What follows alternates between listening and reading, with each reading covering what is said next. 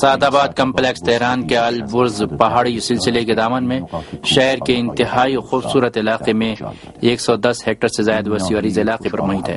Tehran کا یہ علاقہ جو بہت پرفضا علاقہ ہے اور تہران کے شمال میں واقع ہے، اس کے بارے میں کہا جاتا ہے کہ تاریخی اعتبار سے 400 سال سے یہاں آبادی پائی جاتی ہے۔ کہا جاتا ہے کہ ایران میں صفوی سلسلے بادشاہت کے بانیوں کے اجداد تہران کے مضافاتی علاقے شہر میں حضرت عبدالعظیم حسنی علیہ السلام کی زیارت کے لیے تہران آئے تو انہوں نے سعد آباد علاقے میں ہی اپنے خیمے لگائے۔ بنابراین سعد آباد کے علاقے کے قیام میں سب سے پہلا رول صفوی دور حکومت کے افراد کا ہے۔ اس کے بعد صفوی حکمراں بھی گرمیوں کی چھٹیاں گزارنے یہاں آنے لگے اور انہوں نے اس علاقے میں اپنے محل بھی بنوا لیے تھے۔ اسی لیے سعد آباد کے علاقے میں جو پہلے رہائشی مکانات یہاں بنائے گئے یا محل بنائے گئے تھے وہ صفوی دور حکومت کے تھے۔ وقت گزرنے اور حکومتوں کی تبدیلیوں کے بعد سر انجام قاجاریہ سلسلے بادشاہت نے تہران کو اپنا دارالحکومت بنا لیا اور پھر سعد آباد کو اور زیادہ وسعت مل گئی۔ قاجاریہ دور حکومت کے اختتام پر جو اس سلسلے حکومت کا سب سے اہم شاہی محل تھا اس کا نام احمد شاہی تھا۔ یہ محل جو 2 منزلہ عمارت ہے آج بھی اس دور کی یادگار ہے، جسے قاجاری دور حکومت میں خاص اہتمام اور معماری کے فنون کا زبردست استعمال کر کے تیار کیا گیا تھا۔ یہ بھی ان محلوں کی ہی طرح ہے جس نے سلاطین وقت کے دیگر تمام محلوں کی طرح اپنے مالک سے وفا نہیں کی اور احمد شاہ کو رضا خان نے بغاوت کر کے ہمیشہ کے لیے جبری جلا وطن کی زندگی گزارنے پر مجبور کر دیا تھا۔ رضا خان کے دل میں قاجاری سلسلے بادشاہت اس کے آخری بادشاہ احمد شاہ سے سخت کین و دشمنی تھی۔ اس نے حکم دیا کہ احمد شاہ کے محل کے پاس ہی اور سعد آباد کے سب سے بلند علاقے پر ایک اور محل تیار کیا جائے۔ چنانچہ یہ محل قاجاری محل سے زیادہ خوبصورت اور شاندار تھا۔ جب یہ محل بن کر تیار ہو گیا تو رضا خان کے دل میں قاجاری سلسلے بادشاہت کے تئیں جو نفرت اور بغض پایا جا رہا تھا اس کے بعد کچھ ٹھنڈک پڑ گئی۔ اس محل کا نام سبز محل رکھا گیا کیونکہ اس محل کو ایران کے صوبہ زنجان کے خمسہ علاقے میں زیر زمین کانوں سے نکالے جانے والے سبز پتھروں سے تیار کیا گیا تھا، اسی لیے اسے پتھروں والا محل یا کاخ سنگی بھی کہا جاتا ہے۔ اس محل کی تیاری میں 1922 سے 1928 تک کا عرصہ لگا۔ یہ محل بھی 2 منزلہ تعمیر کیا گیا۔ پہلے طبقے کو پہلوی اول کے دفتر کے طور پر انتخاب کیا گیا اور اسی محل کے اندر سے ہی ایک ڈکٹیٹر انگریزوں کی پشت پناہی کی بدولت ملک پر حکمرانی کرتا تھا۔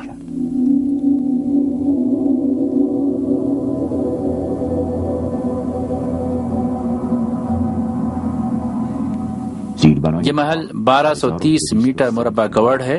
اس محل کی تعمیر میں یورپی اور ایرانی فن معماری کا امتزاج پایا جاتا ہے۔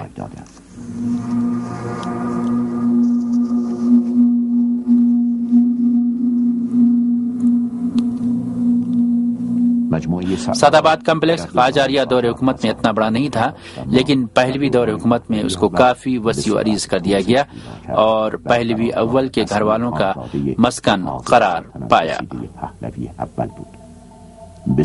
اس علاقے کے بہت سے لوگ اور گھروں اور زمینوں کے مالکان نے، جن میں ابراہیم علی خان بھی شامل تھے، مجبوراً اپنی زمینیں جو سعد آباد کمپلیکس کے اطراف میں تھیں مفت ہی رضا خان کو دے دیں تاکہ وہ اس کے شر سے بچ جائیں۔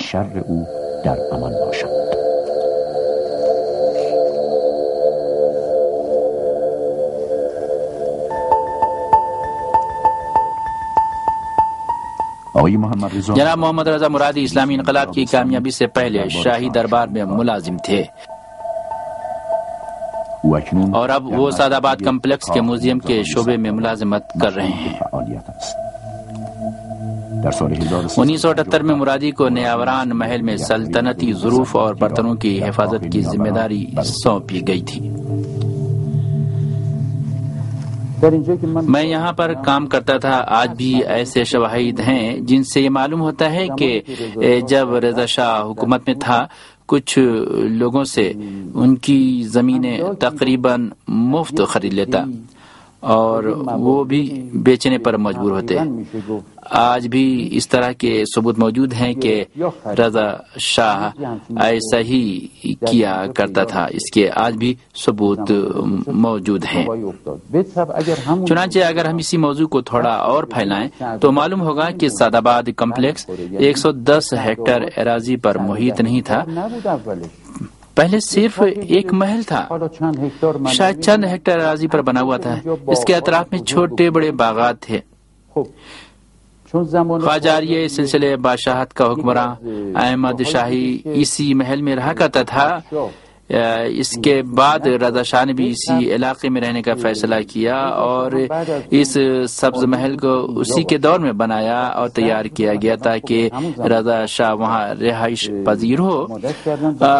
اس کے بعد رضا شاہ کے محل کے اطراف کے جتنے بھی لوگوں کے مکانات اور باغات تھے آہستہ آہستہ شاہی محل میں ضم کر لیے گئے اور اس طرح 110 ہیکٹر اراضی پر محیط یہ سعد آباد کمپلیکس تیار ہو گیا۔ باوجود اس کے کہ رضا خان کے اتوار دیہاتیوں والے اور عامیانہ تھے، لیکن اس نے ہمیشہ غاجاری مردوں اور تہران میں متعین یورپی حکومتوں کے نمائندوں کے ساتھ نشست و برخاست کرنے کی وجہ سے اپنے اندر فیشن پرستی و جمالیات کے ساتھ ساتھ دولت و ثروت سے محبت کا جذبہ بہت زیادہ پروان چڑھا ہے۔ وہ مال و دولت جمع کرنے کا بہت زیادہ دل دادا تھا۔ وہ دنیا کے گوشوں و کنار سے جواہرات و نوادرات کو جمع کر کے لاتا اور اس کے علاوہ وہ اپنی آمرانہ سرشت کی بدولت ایران کے اندر بھی لوگوں کے پاس موجود نوادرات کو زبردستی ان سے لے لیتا اور یوں اس نے اپنی جائیداد میں بے تحاشا اضافہ کر لیا تھا۔ اس کے بارے میں یہ بات عام ہے کہ اعلیٰ حضرت کو اگر کہیں کی زمین جائیداد یا کوئی چیز پسند آ جاتی تو کسی کی بھی ہو اسے لے کر ہی چھوڑتا اور اس کا مالک اس بات کا پابند تھا کہ بے چون و چرا اپنی قیمتی سے قیمتی اشیاء شاہ کے حوالے کر دے تاکہ اس کی جان بخش دی جائے۔ یہ نوادرات اور انمول اشیاء اس کے دور میں اس کے جاسوسوں کے ذریعے معلوم کی جاتی اور پھر ان کے مالکان سے چھین لی جاتی یا پھر بہت ہی معمولی قیمت پر ان سے خرید لی جاتی۔ بڑھاپے کے دور میں بھی نوادرات اور قیمتی اور انمول اشیاء کی جمع آوری میں اس کی دلچسپی اس بات کی علامت تھی کہ اس نے مال و دولت طاقت کے بل پر ہی حاصل کیا تھا۔ جی ہاں، طاقت کے ہی بل پر۔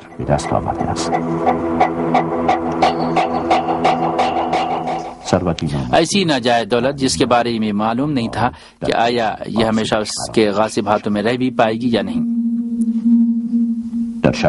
ستمبر 1941 میں جب پہلوی ڈکٹیٹر اقتدار سے ہٹنے پر مجبور ہوا تو اس نے حکم دیا کہ اس کے کچھ معتمد افراد کو رات کے آخری پہر کے سناٹے میں تہران سے نکلتے وقت اس کے ساتھ کر دیا جائے تاکہ وہ ان نوادرات اور جواہرات کو جو اس نے اپنی 20 سالہ حکومت کے دوران مختلف طریقوں سے حاصل کیے تھے پے کر کے اس کے ساتھ کر دیں اور یوں مختلف ڈبوں میں بند کیے گئے۔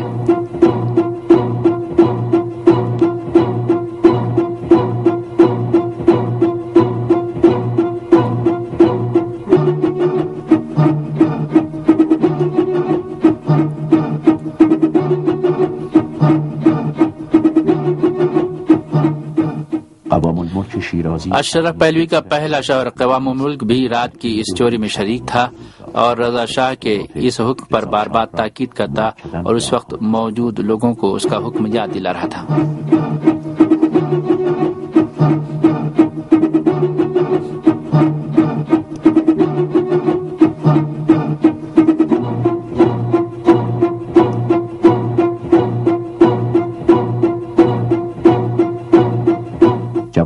ان نوادرات اور جواہرات کو جن کی قیمت کا آسانی سے بھی اندازہ نہیں لگایا جا سکتا تھا اب شاہ کے امرا ملک سے باہر جانا تھا۔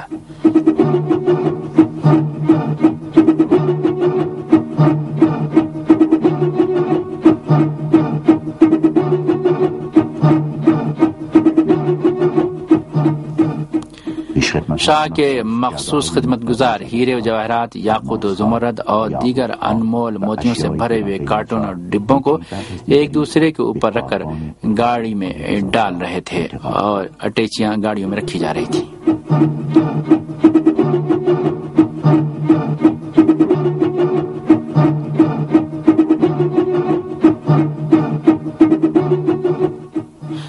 ان نوادرات اور جواہرات کو ساتھ لے جانے کے لیے اب رضا شاہ بالکل پابرکاب تھا۔ اس کے آس پاس کوئی بھی نظر نہیں آ رہا تھا۔